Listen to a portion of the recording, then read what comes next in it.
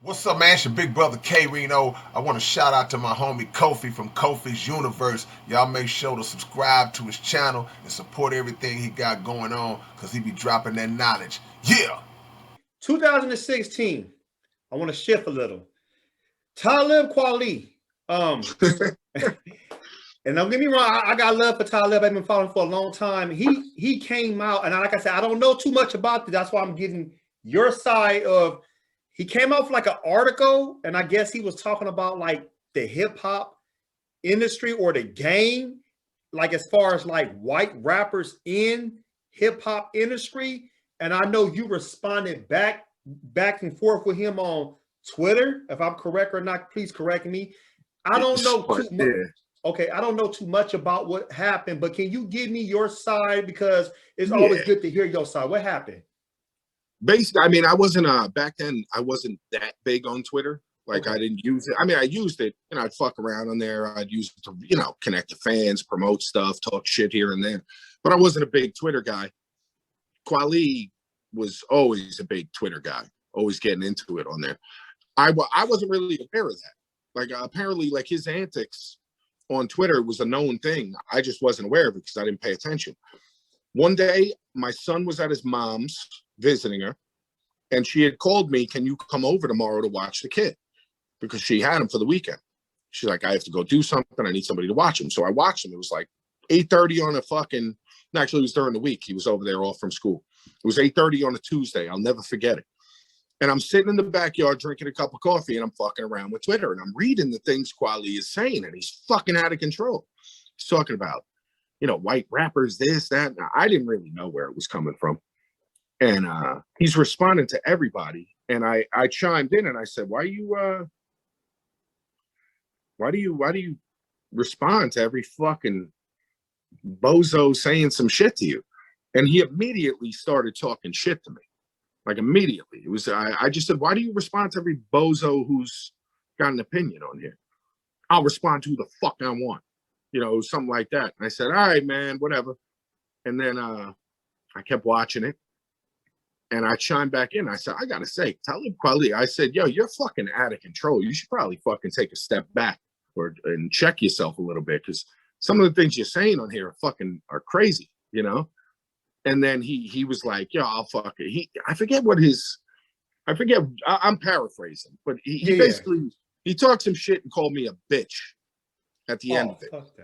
And I was like, yeah, I got your bitch right here. And he had just gotten off a tour with Technique and basically my whole fucking crew. And I was like, yo, homie, I was like, you just got off a tour that you yourself called the most violent tour you've ever been on. And you were scared to go back out on the road with Tech and my team. I was like, so watch your fucking mouth, B. I was like, I'm not that far from you. I'll fuck you up. Watch your fucking mouth. You don't talk to people like that. You're not built like that. You're a fucking nerd is basically what I said to him on Twitter. And then it turned into like a back and forth shit talking festival for a couple hours. And it just kind of continued because I don't know if you've paid attention to it, but he's like that with people on Twitter.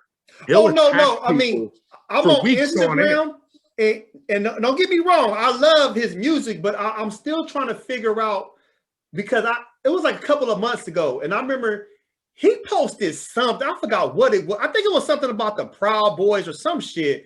And I'm just looking at whatever, but it's regular people that even got like 50 followers, and you why are you arguing with me? Fuck the motherfuckers. Like, excuse me, I'm just being real. Like, dude, I mean, who you are, it's like you're giving them your energy. It's like that's what they want. It's like you're not proving nothing. At the end of the day, they're getting the kick out of you. I'm trying to figure out like what are you trying to prove? He'll go on with it for weeks. Yeah, for weeks. Which is what he started trying to do with me. And he usually tries to break people, I've noticed. Yeah. But I am a fucking stubborn motherfucker. You're not breaking me. It's not happening. That's out of the question. And I can talk shit, particularly on the internet. That's like a joke to me.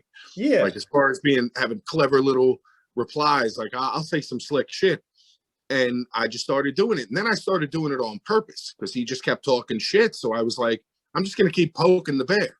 I'm just going to keep doing it because I'm getting a response out of him and I'm laughing at him. And it just kind of went on. And then he wrote an article on medium.com he wrote like white fragility and hip hop. That's what it was. Okay, I'm sorry. Thank you. Right. And I mean, I completely disagree with his fucking politics. His politics to me are fucking silly. They're nonsense. Like that whole thing. It's you know, you'll see a reply from him, even though he got kicked off Twitter. But one of his things is he would reply to people and be like, I've studied critical race theory. Critical theory is a fucking mental exercise. It is not something you're supposed to carry out of college into life. It's an exercise in analytics that you take. That's why it's an elective in college, and that's why it's also a theory. Basically, the point of critical theory, critical race theory, critical theory of any kind, is you take a thing. Like here, we'll take this Budweiser. We're going to break down everything about this Budweiser, the origins of it. There's no point to it. You're just going to critique it. That's all you're doing. So he carries that in to the world and starts telling people like it's fact, you know, like the white fragility thing. And which is funny to me, because all these things, they were invented in women's studies classes by white women. So I would point that out to him. I'll be like, you know, you're pushing theories that are invented by middle-aged white women. Mm-hmm. I understand they're convenient for your argument right now, but they're really not, because they were invented by middle-aged fucking white women, you know. And I always kind of felt like, all right, not to get too deep into it, but I don't think telling a generation of young black kids that there's a white boogeyman that's, you know, got invisible chains on them, holding them down, is necessarily a good idea for their psyche. I've always felt like that was fucking wrong, you know. And I always remembered, like, I played a lot of sports growing up, and football in particular. Half the team was white, half the team was black. Our coaches did not give a fuck about anything we were dealing with. If there was something in your way, you run through that shit. And I've always taken that with me through life. Just you know, if there's something blocking you, you run through that shit. You find a way through it, and you keep going until you hear the fucking whistle. You know. Mm-hmm. And I've carried that, and it's helped me, you know, because it's like a don't quit attitude. Whereas I always kind of felt like he was kind of selling this boogeyman. And I think a lot of people are. I think it's very convenient for people. It's an easy thing to sell. You know, it's a very easy thing to sell the boogeyman. And so I highly disagreed with his politics. And when he wrote that article, White Fragility in Hip Hop, it was more going at the dude Remedy, that was from Wu-Tang. And he made mention of me. He made mention of me in that article, where he didn't really attack me as bad as other people in it, but he just kind of talked about me like I was misguided and didn't understand and this, that, and the third. And I read that nonsense, and I was like, I understand completely. I was like, your politics are just fucking silly. You're bordering on being a fucking communist. You know what I mean? And there's no practical fucking application for anything you're saying. Mm-hmm. There's nothing. You know, I just didn't agree with it, which is fine. We could disagree, and you know, I don't really give a shit. But it kept going, and then I said, you know what? You want to write these fucking stupid articles now? I didn't want to. I was keeping this shit away from rap. I was like, but now I'm gonna air you the fuck out, bro. I was like, I'm gonna fucking body you now. You want to fucking write articles? I'm gonna write some raps. I'll see you in a few days. So I wrote the diss record, and I fucking destroyed him, and he didn't like that because it got a big response. And he came back with his record, which didn't do so fucking good. And after he saw the response to the two records and what people were saying about him and how I ate him, then he started calling me a Nazi and a white supremacist. It went from just some, you know, shit talking stuff, and then he went right to his go-to move when you disagree with him. White supremacist, you're a Nazi, you know? So then I just started trolling him relentlessly.